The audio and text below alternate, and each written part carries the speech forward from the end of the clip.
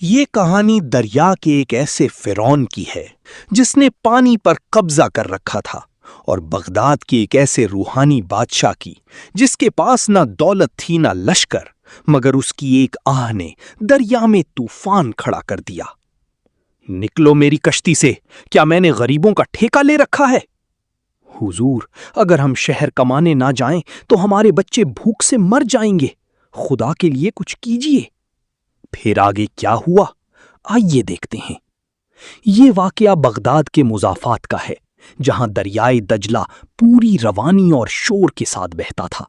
پانی گہرا اور ٹھنڈا تھا، مگر کنارے پر بسنے والے غریبوں کی قسمت جلتی ریت کی طرح تپ رہی تھی۔ دریا کے ایک کنارے پر ایک چھوٹی سی بستی تھی، جہاں مزدور، لکڑہارے اور دہاڑی دار لوگ رہتے تھے۔ ان کی زندگی کا دار و مدار دریا پار جا کر محنت مزدوری کرنے پر تھا۔ وہ صبح جاتے، سارا دن محنت کرتے اور شام کو چند سکے لے کر لوٹتے، تب جا کر ان کے گھروں میں چولہا جلتا۔ مگر ان غریبوں کی روزی کے درمیان ایک بڑی رکاوٹ تھی، اور وہ دریا نہیں بلکہ ایک انسان تھا، جابر ملاح۔ جابر کے پاس ایک بڑی اور مضبوط کشتی تھی جو ایک وقت میں 50 لوگوں کو پار لے جا سکتی تھی، مگر اس کا دل اس کی کشتی سے بھی زیادہ سخت تھا۔ اسے اپنی طاقت اور دولت پر اتنا غرور تھا کہ وہ خود کو دریا کا بادشاہ سمجھتا تھا۔ ہر صبح سینکڑوں مزدور کنارے پر جمع ہوتے، مگر جابر اپنی کشتی باندھ کر حقہ پیتا بیٹھا رہتا۔ کوئی منت کرتا، کوئی ہاتھ جوڑتا، مگر وہ ایک ہی بات کہتا: پہلے 1 دینار دو، پھر کشتی میں قدم رکھو، ورنہ تیر کر جاؤ۔ ایک دن ایک غریب شخص اس کے قدموں میں گر پڑا: میری بیٹی بیمار ہے، آج دوا نہ ملی تو وہ مر جائے گی، خدا کے لیے مجھے جانے دے۔ مگر جابر نے اس کی منہ پر تھوک دیا اور اسے لات مار کر ہٹا دیا۔ یہ ظلم دیکھ کر وہاں موجود ہر شخص کا دل رو پڑا، مگر کوئی بولنے کی ہمت نہ کر سکا۔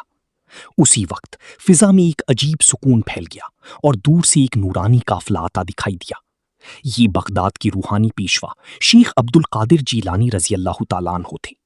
آپ نے یہ سب منظر دیکھا، دل میں درد اٹھا اور خاموشی سے آگے بڑھے۔ جب آپ نے اس مظلوم کی حالت دیکھی تو اسے تسلی دی: اللہ کی رحمت سے مایوس نہ ہو، وہ 70 ماؤں سے زیادہ محبت کرنے والا ہے۔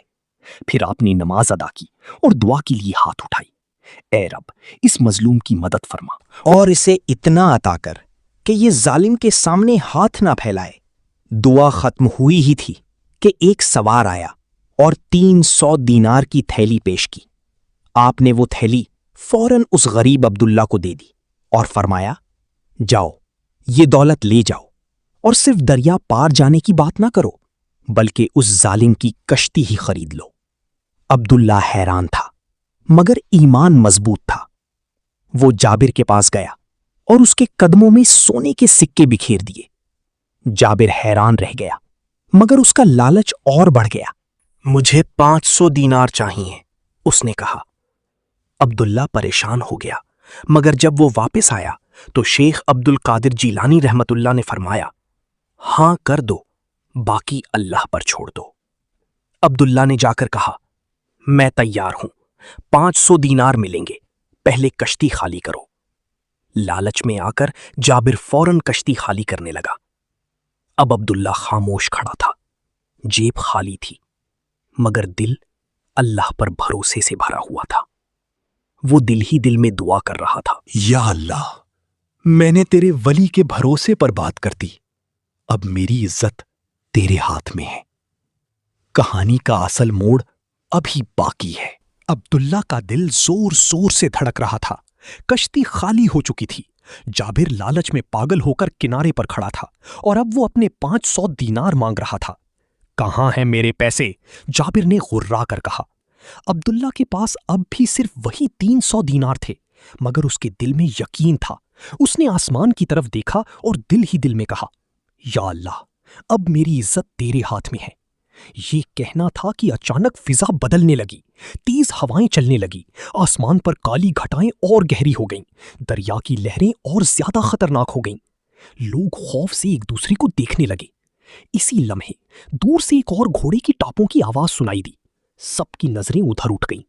ایک امیر تاجر تیزی سے آیا، اس کے ہاتھ میں ایک بڑی بھاری تھیلی تھی۔ وہ سیدھا دوڑتا ہوا آیا اور شیخ عبد القادر جیلانی کے قدموں میں گر گیا۔ یا شیخ، دل میں خیال آیا کہ یہ امانت آپ تک پہنچانی ہے، یہ 200 دینار قبول فرمائیں۔ مجمع دنگ رہ گیا۔ شیخ نے مسکرا کر وہ تھیلی بھی عبداللہ کے حوالے کر دی اور فرمایا، لو عبداللہ، تمہارا رب تمہیں رسوا نہیں کرے گا۔ اب عبداللہ کے ہاتھ میں پورے 500 دینار تھے۔ وہ مضبوط قدموں سے جابر کی طرف بڑھا اور اس کے سامنے جا کر پوری تھیلی اس کے ہاتھ پر رکھ دی۔